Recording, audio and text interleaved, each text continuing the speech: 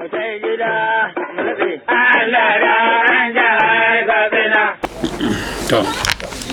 dai, assalamu alaikum wa rahmatullah. Alaikum salam wa rahmatullahi ta'ala wa barakatu. Barka da Masar. Alhamdulillah. Masha Allah, ya ayyuka. To alhamdulillah. Madalla. Gashi yau Laraba 3 ga watan 11 shekara ta 2021. Cikin ikon Allah wannan kafa ta mu ta USG TV mai albarka ta zo wannan ofis naku domin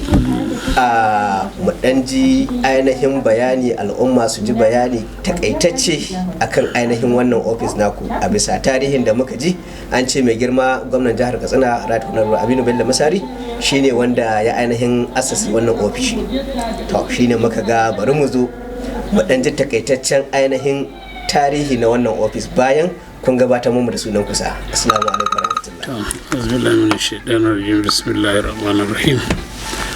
Alhamdulillah, kusan in ce wannan tambayar taka ta zo daidai da muke gab da bikin cika shekara 2 da wannan kirkiro wannan ofis. Idan za ku iya tunawa wannan ofis mun zo wannan ofis ne a cikin wanda na Nuwamba 2019. Yau muna shekara 2 kusan daidai kenan. To sunana ne Dr. Lawal Usman Bagiwa, ni ne ba gwamnan shawara kan harkokin dabbobi da madatsar abincinsu. To alhamdulillah, kusan zuwa tamu kamar yadda zan gaya muku da ita ma'aikatar nan tana karkashin Minister of Agriculture da ma'aikatar gona. To amma saboda in za ku iya tuna matsalar tsaro da aka samu na abin da ke faruwa a dazukan da namu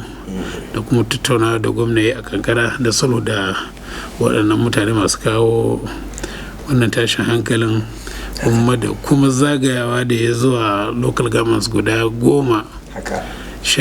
da ke da waɗannan matsala. Ya shiga dajin nan duk inda suka sai da je kuntuna. To wannan zuwa da muka yi, wannan mutane suka nuna mana su ba san ma abin da ake kira da gwamnati ba su da makarantu, ba su da asibitoci, ba su da islamiyya, ba su da komi. Hakanan dai suke tafiya. Saboda inda yana yasa a nemi zaman lafiyar nan sai an fara ba su waɗannan abubuwa. Bayan mun dan tattauna, sai gwamna ya ga cewa to gare kirkiro wannan ma'aikata da taimaka mai wajen neman zaman lafiya tsakanin makiyaya da manoma.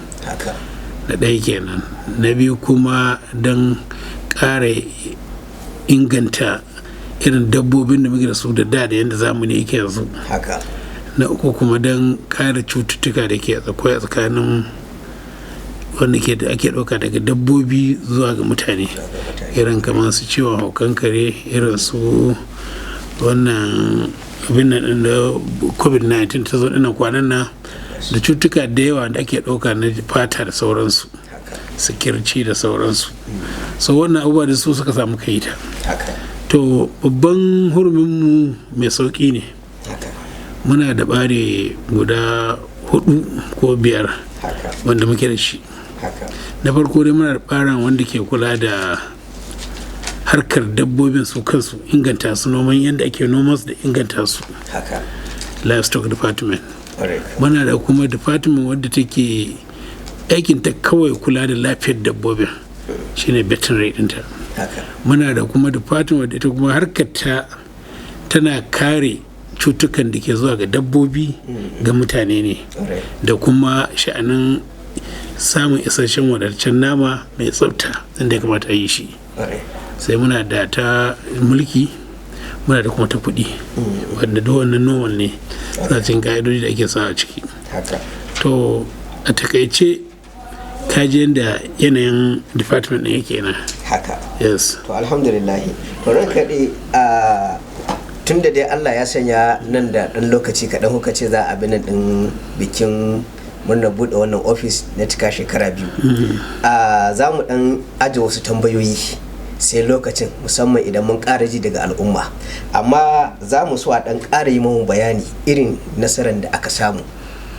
To ni ban ce zan yi biki ba na shekara 2. In kana ne ka tambaya yanzu.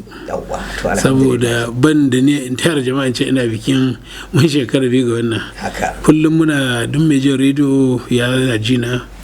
bayan za a cikin sati ɗaya ba mai magana kan abubuwan cigaba da muka yi a nan wurin ba. Amma a takaice kusan da muka zo abinda muka fara isuwa muka iske barkewar cututtuka na dabbobi irin su ciwon huhu dinnan, irin su gishu da na abin nan na ƙananan dabbobi, irin su abin nan haukan kare dinnan na rabies da ke damun mu, irin su abin nan mura tsuntsaye avian influenza. To su ne abin da suka fara taso ma lokacin da muka zo. To dama a bisa ka'ida ya kamata duk shekara an yi rigakafin wani cututtuka da waɗanda aka haihu da wanda suka zo zabo shiga daga aka sauya su kasanni ko kuma suka shigo ta boda suka samu su waɗanda ba a ma rigakafin ba. Ya kamata duk shekara to muna zuwa muka iske wannan kuma cikin ikon Allah muka zo muka rubuta mai girma gwamna kuma gwamna ba mu kuɗi muka sa wannan rigakafi a can Jos muka zo muka yi shi. Kusan a lokacin nan ina tabbatar muka cewa mun ma manyan dabbobi shanu kenan da raƙuma sun kai wajen 900 a nan cikin Katsina state. Mun yi ma ƙananan dabbobi su ne su tumakai da awakai mun masu irin wannan abu sun ma sun kai wajen 880 wancan 900. Mun yi makarnuka wajen fiye da 2000 da wani abu su ma musu rigakafi na ciwon haukan kare. To kaga wannan ba karamin nasara ba ce ba, saboda nasara ce ga shi mai kiwon ka inganta mai dabba te, nasara ce ga shi mai cin dabbai ka kare mai cutuka za su haɗo za su sami abubuwa da yawa. Na uku kuma nasara ce ga ita gwamnati na cewa ta taimaka masu kuma za ta ƙara samun kuɗin shiga na gari. Ya ga wannan da nasara ce. To abu na farko da muka fara yi kenan a ciki. Sai abu na biyu da muka taho muka duba sai muka cewa muna son mu irin yada iri na zamani. Mun zama iska dabbobin nan da muke da su na gwamnati a gonakinmu na gonar kabomu da dutsen ma da dan na kola daura suna cikin matsalolin rashin abinci da rashin kula da sauransu. Saboda haka mai girma gwamna ba mu izinin mu canza yanayin dabbobin. Kamar dan na kola sai muka je Niger muka sau dabbobi wasu ake kira azwak saboda suna dan kyan yanayi. To amma ka san wasu an kawo suna samun matsaloli na wasu abubuwa. Mun samu matsala irin wannan ba zan ce babu ba, amma dai cikin ikon Allah mun samu sassan haihu. To kaga an haya da iri a nan wurin kaman kabomu mun sai masu irin mazan shanun nan masu kyau kan nan muka canza wasu muka hada daga su wannan da ake kira white fulani din da gargajiya sai muka dauko kuma bokwalo muka hada su sai muka samu kuma wani breed na kasar waje sai muka sa a ciki. Kaga muna da breed mai muna da yaya da yawa kusan yanzu ga duk kusan wata ɗaya sai sun haihu. To kaga shi ma an ƙara inganta irin wanda zai ƙara kyan nama da yawan nono. To a ɓarin nan wurin kenan. Na biyu kuma mun ƙoƙari kamar irin gonakinmu da muke da su mun zagaye su kaf da waya wanda ba wani mai shiga ban dabbobin mu. Kaga suna kiwon sankali kwance cikin ciya isassa wadda ba sai an je an nemo ba. To kaga na uku kuma da haɗin gwiwa na gwamnatin tarayya mun ba da abincin dabbobi ga masu kiwon fulani duka state ɗin gaba ɗaya da kuma manyan makiyaya na jiha gaba ɗaya wasu su wannan muka bada da kuma su kansu gonakin dabbobin. Kaga shi ma wannan wani ci gaba ne sosai da aka yi. To kaji a ɓarin su inganta noman dabbobin kenan. In ka dawo kan ishu ɗin kula da lafiyar san kamar da muka ce wannan rigakafi da muka yi. To kuma da akwai asibitoci biyu da muka buɗe. Mun buɗe ɗaya a abin nan ta daɗin kan gwamnatin tarayya ta abin nan ɗan dume da kuma wani gari can ɓauren local government. Waɗannan ba wai abin da ya faru gwamnatin tarayya ta gina su amma mu muka zagaye su ba muka sa masu magunguna muka aika masu likita kayan aiki. To kaga shi ma wannan wani ci gaba ne sosai. Kan nan kuma mun bi asibitocin da muka samu wajen guda 5 kamar irin kamar asibitin tuwa mun gina mutum sabon asibiti wadda ta fi shekara 30 ko 40 ba ta ba. Ita mai yanzu mun gyara ta da ganin ta kaga cewa asibiti da abin sha'awa da ko ta mutane ba ta mata komi. Mun gyara asibitoci a Musawa da Kankiya da wasu wurare. To kaga wannan shi ma duk wani abu da an daɗe ba a taɓa wannan abubuwan ba. To mu zo mu yi wannan. To kaga a wannan bangaren kenan. Idan kuma ka dawo bangaren wannan abin nan waɗanda ke kula da harkar inda ake yanka nama da kuma kula da lafiyar dabbobi, kamar da ke ce ma kamar rigakafi da muka yi na tsakanin cewa kankare, mun samu cases wajen guda 3-4 wanda kare ya ce za ka je aka yi ta aka samu cewa wasu da positive. To amma mun bi abin har ƙarshe zuwa ga asibiti. Allah ya sa shi mutanen da karnukan suka ce za ba samu wannan cutar ba. To amma su karnukan an kashe su, an ɗauki sample ɗinsu an kai Jos can Nabri an duba kuma an tabbatar cewa wannan rabis ɗin shine wannan cutar. To kaga wannan ba karamin abu ne ba na kare jama'a daga irin wannan abubuwa. Kan nan kuma mun yi wani abin da ba a taɓa yi ba na haɗa mayan kuri ɗaya, wanda da muna da mayankawa guda ko 5 ce. Muna ita a Shinkafi, muna da ita a nan Gobarau, nan da Gobarau ce babba, muna da Goruba, muna da Kofar Sauri, muna da yan mage ce ko na hanyar airport. To waɗannan mayanku da muka ga cewa suna da matsaloli da yawa. Da farko da likitoci ba su duba nama. Na biyu ba mu san inda ma suke yanka nama bayan da ake yanka shi ba. Na uku yana yawa dubban ma da ake yanka ko wani abu ya cije ta ko maciji ko wani abu da akwai cuta. Na uku yana ma dabbar sata ma ce. Wani ma yana yawa ma ta ma yawa mushe ce an kawo an yanka. An duba duk ba a duba lafiyarsu. Muka ce to dukkan su mu kulle su da ban ga laifin kowa ba, saboda shi in ka saba da gado da wuri baka tunanin barin shi, saboda jai kamar in aka tara kawai baka da sana'arka. Amma mutum na man cewa lokacin da aka wannan wuraren shekaru 100 suka wuce, irin kamar su Gobarau din 100 da wani abu, a lokacin cikin daji take. Yanzu ko mutane sun cika wuri gaba daya, in an yanka na inda jinin ma zai hitari zai wahala, inda za a sa bolan ma abinda ke cutar kasashen da sauransu na cikin tumbi zai wahala. Hanyar ruwan da za ta fita babu ita, saboda haka ba abinda zai tashi ruwan daga wari sai abuwa da ke damun mutane. To kusan lokacin da na je na hira ga rediyo kusan kashi 80 zuwa 90 duk wanda suka yi abin samun albarka. Dama suna son abin an kasa magana ne. To mu muka ce za mu iya. Kuma mun yi din mun samu goyon mai girma gwamna da 'yan majalisa sun ba mu goyon baya. Mun tada ta zama a wurin nan. Kaga lokacin da mu koma wurin kamar wasa. Cikin sati daya sai da muka kwandemin dabba wajen 5.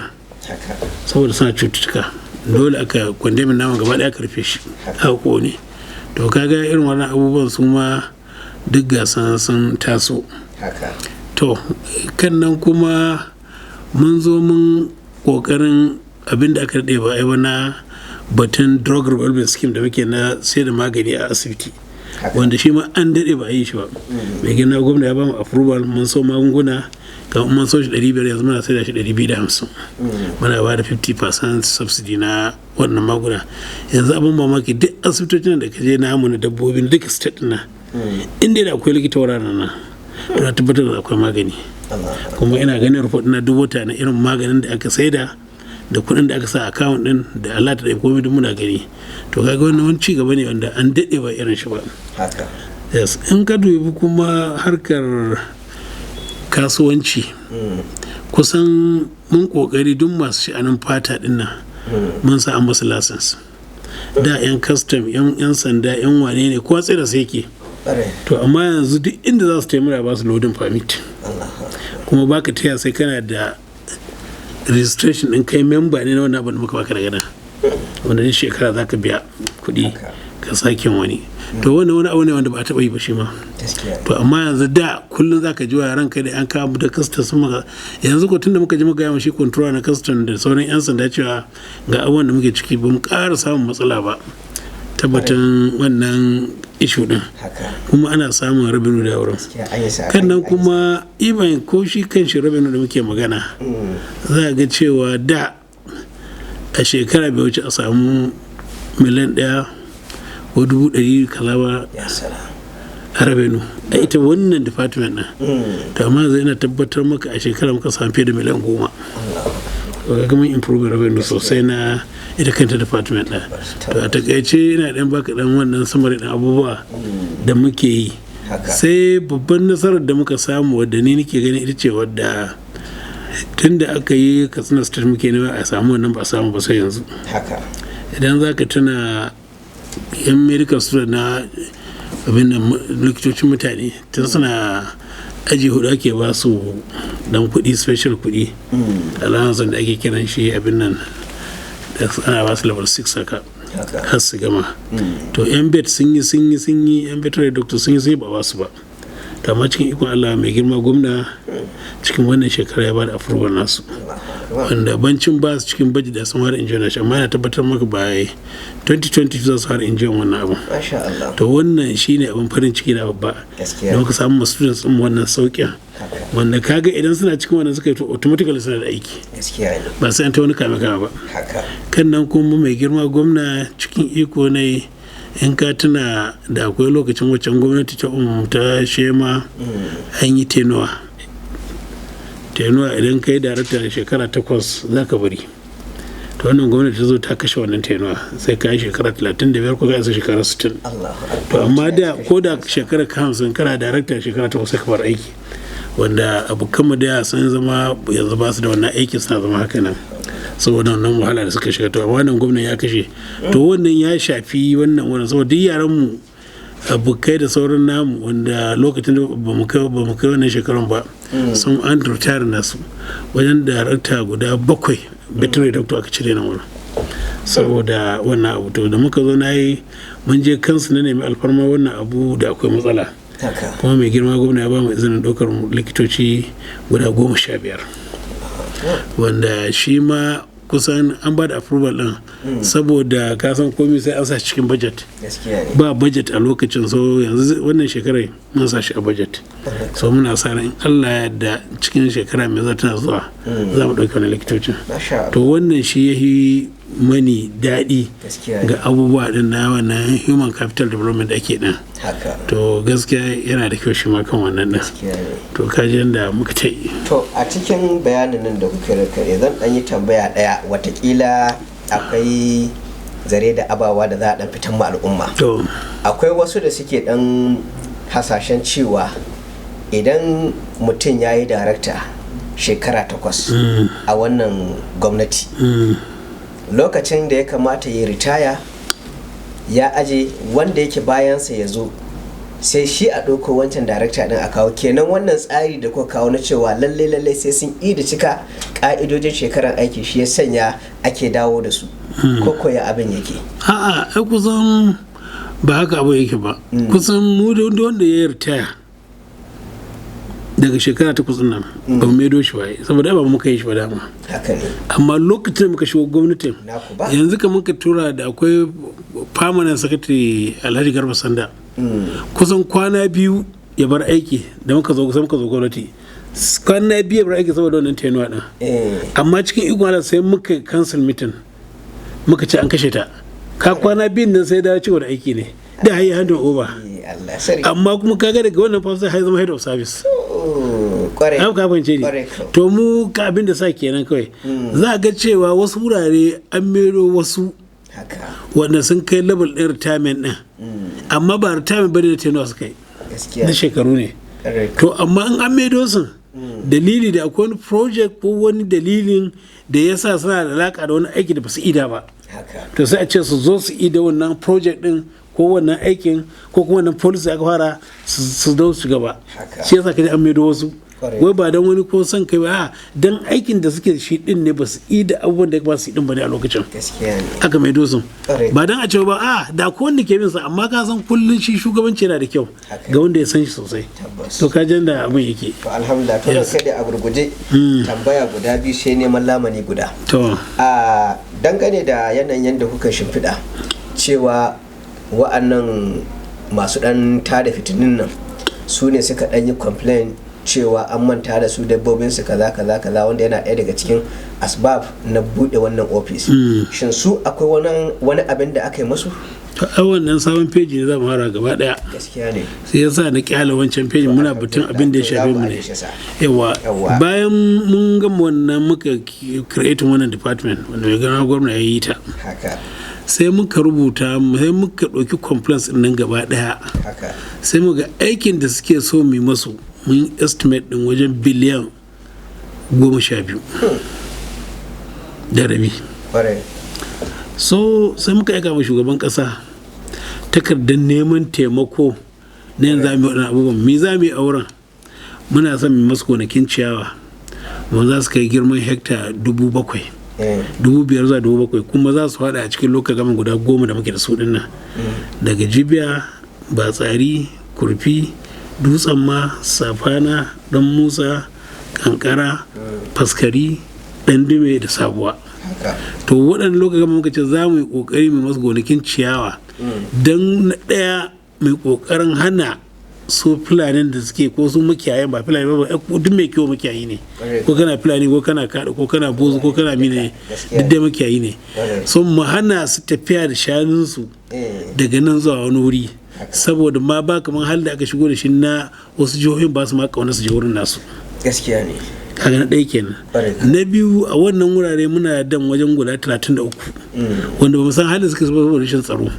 to yanzu mun alwashin cewa za mu shiga su ma mu gyara musu ko suna so ko ba so za mu shiga saboda su ma suna a ba su ruwa amma sun saci dabbobi a sun sha ruwa su ma sai sun yi amfani da ruwa to muna son su mu gyara waɗannan dams muna son mu masu makarantu na primary school inda suke da nomadic education ta lalace wadda dama da akwai sauraron za mu yi masu muna son mu yi masu asibitocin dabbobi a nan wuraren muna son mu tabbatar cewa an masu santa din za a iya yin barbarar dabbobi a wurin ko ta injection ko kuma ta kawo mazajen shanu su ga cikin shanun su suke kiwo su kara breed da abin da su kara yawan abin nan dabbobin yanayin dabbobin ya kara kyau kaga muna son mu yi masu wuraren da za su dan huta kamar ruwan da suke ta leda muna son masu ta dan kwano ruwa ce za a masu ta kwano kamar duk inda muka yi wannan madatsa za mu kamar ruwa 50 wadda in ana ruwa suna iya shigewa su kansu dabbobin muna masu wurin za mu masu irin ruwa da in suna zai ruwa ko cuta za su dan samu su dan huta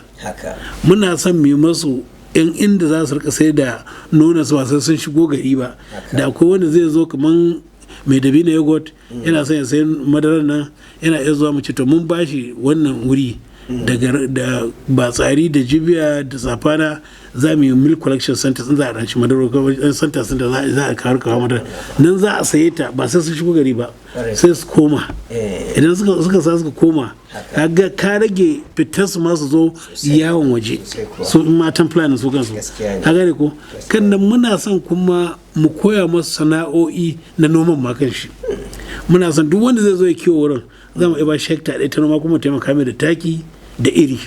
shi ma ya ji darajar noma ya ji darajar ɓannan noma in ta dabbai ta fara muna duk wani hanya ne na muna son buɗe islamiyoyi wanda za a koya masa addini da masallatai to duk wannan abubuwa wasu abubuwa ne da muke cikin yi yanzu to wannan shine program din to ina gaya maka sai shugaban kasa sai ba mu approval na biliyan 6 da 200 da miliyan 250 to yanzu su ne muke program na yin ta to kaga na farko kafin mu wannan dole sai mun sanar ma jama'a gaskiya ne program na dole sai mun kai shi majalisa tabbas an approve da shi zama kudin jiya gaskiya ne dole sai mun dauko consultants za su koya mana yadda ya kamata a yi shi to yanzu kaga na farko dai mun yi stakeholders meeting wanda mai girma gwamna ya je bude yanzu na gwamna ya ba mu approval za mu zaga lokacin matsalin guda 10 saboda zamanto in su suka ce mu je mu yi din to su za su kare project din kuma su za su kare mutanen masu je aikin ba kawai su je su ga mu hada daji ba ne na weekend na uku mun kai takarduna a budget wata ɗaya da wuce an yi kai shi gwamna ya sa hannu an approve nashi na hudu mun advertisement na consultants yanzu wata biyu da suka wuce har mun bude tender har zama mun selecting consultants wannan consultants kusan guda 5 wanda za su yi za mu aiki da su wanda mu iyaka mu za mu ba su guide ne su za su yi mana aiki su ga kaga ba wani son kai abinda su gani a kasu za su gaya mana in kai aiki za su gaya in kai aiki za su gaya mana su kuma za su zano mana wanda abin yake da sauran kuma da wuraren da ya dace izin to kaga wannan stage da muke na waɗannan program ɗin kenan shi kuma sai kuma empowerment program za mu basu za ba su tallafi da abubuwa tallafin ba mu za mu ba su ba idan muka yi za mu ce me suke so mu taimaka musu da shi yana yi kira bottom top approach to kajin da abu yake kuma wannan to alhamdulillah sauran kaɗai tambaya ta ƙarshe a akalla watanni 2 kenan da gwamnatin jihar Katsina ta sanya doka ta hana fita da dabbobi ko shigo da su shin rankaɗe wannan doka ko ba za ta sanya dabbobi su ɗanyi kwantai ba ba wani kwanta za su ƙara ma kyau in ba a ci ba ba ni abin za su ƙara balo mai kyau haka na farko dai idan ka lura abin ai gwada shi za ka yi bisa skeli wani ya amfani kashe mutanen ko sai da dabbobin gaskiya ne shi za ka auna tabbas kashe mutanen ko sai da dabbobin mun lura idan suka saci dabbobin ai kai suke kasuwa sai da haka to idan muka ce ba kasuwar dabbobin ha in suka sace za su kai su ba su da abincin ci da su ba su da yadda za su sai da su kaga ɗaukar dabbobin ya rage a yanzu ka ji ana ce ana ɗaukar dabba yanzu ba gaskiya da sauki yanzu kamar misali waya ce ta mutum da aka ce an hana wayoyin yanzu yau in yanzu nan aka zo aka sace ka nan aka kai ka dajin an saci banza sai dai su ta bugun ka suna ɗauka alhakin ka suna baka abincin banza amma ba su iya bugo ma Dr. Bage cewa an sace wannan abokin naka ka zo kawo kuɗi ba waya saboda ni ban iya buga masa wasu su iya bugo mani to ni tumi wannan abin yayi kuma ni kyau ne ma a sa shi ya zama cewa da lokacin da har sai an gama yakin su saboda yanzu abin da ke faruwa an muna samun sauƙin abubuwa ba kawai da a dora da ka buɗe rediyo an kashe an ci gari ne an sacewa ne an sacewa shin wai yanzu ma ana sata mamu da musu an sata ba a biya lafa tsakani ga Allah zai magana na to an samu success kenan ai to idan Allah ya sa aka samu sauƙin abun sai abu da ta kasu dabbobin ai yanzu da ake abin da ba a cin nama ana ci saboda sai ka je gidan mutum kai ciniki da shi a hankali ka kawo ba da sata ba gaskiya ne da ko in suka tara dabbobin masu na tafiya can 5-6 suka kasa sai a yanka su sai barin je zo sai arha abin da ke 500 ce 50 ko 60 sai ta kwaso ta kawo maka gaskiya ne yankan ma kila yankan ma arni ba ma bismillah ciki tabbas to ga irin wannan ban su ne muke magana yes to alhamdulillah to ran kade a kusan in ce alfarma ta karshe da zamu nema akwai wata manhaja da ni da kaina na kirkira ta ayyukan mai girma gwamna Masari gaba daya mun hada komai da komai cikin ayyukansa to sai dai mi wannan abin da ya shafi ofis ɗin tsakani ga Allah babu shi haka zalika ga baiwar Allah nan ma'aikaciyar mu ce Farida Ahmad ita ma ta wallafa wani littafi gashi na ayyukan mai girma gwamna shi ma ba kai ga kaddamar da shi ba amma dai jiya mun je nan Ministry of Information mun gabatar masu da wannan littafin sun ce insha Allah za su tuntube mu to alfarmar da muke nema anan shine muna so a bamu dama ta inda za mu je mu dan samo hotuna da ƙarin bayanai na ayyukan da aka yi yanda al'umma za su gani saboda duk inda muka je muka ɗauko abu to za mu yi ƙoƙarin sanya hoto to inda hali muna neman wannan alfarma ɗin wannan ya fi komai sauƙi gare da inda ke su duk hotunan muke mana su duk komai da aka yi da kajojin darakta na wani admin haka za ka same su ba matsala wannan to masha Allah yes alhamdulillah to ran kade muna godiya Allah ya saka da alkhairi mun gode kwarai da mun gode